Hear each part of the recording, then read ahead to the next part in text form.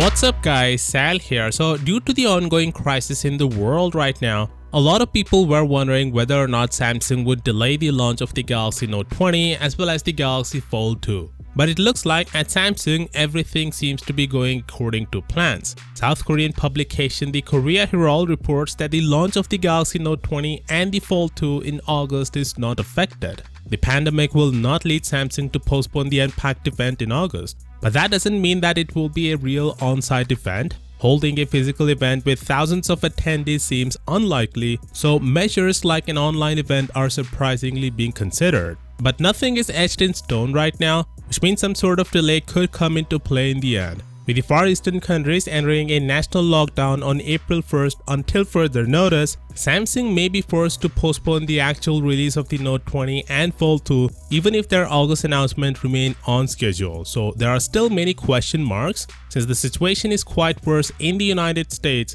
there are rumors that Apple could delay the iPhone 12 launch from September to December. But the good news is, for Samsung at least, there won't be any launch delays, at least as things stand right now.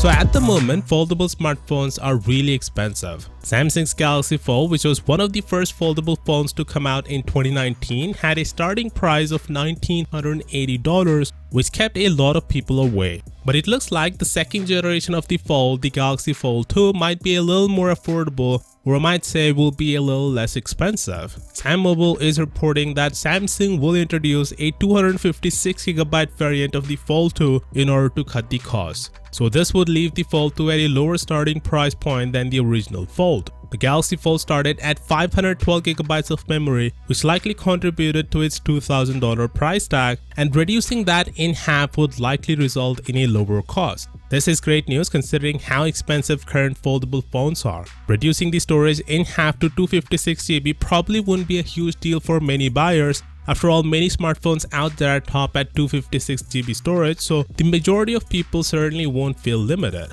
And lower prices are absolutely necessary at this point. I mean, with the recession setting in across the globe, I wonder how many buyers will willingly shell out even $1,500. This time around, all the mobile manufacturers, particularly Samsung and Apple, will have to set realistic prices if they wish to rekindle the hopes of revival and do some serious numbers in the mobile market.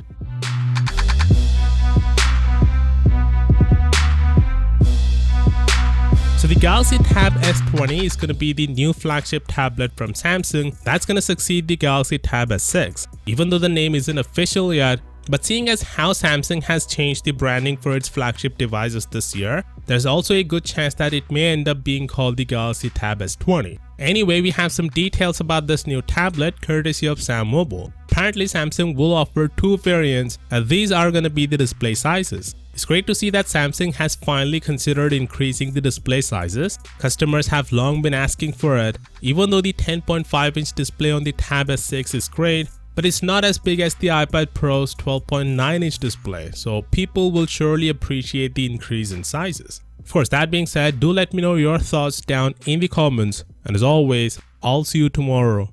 Peace out.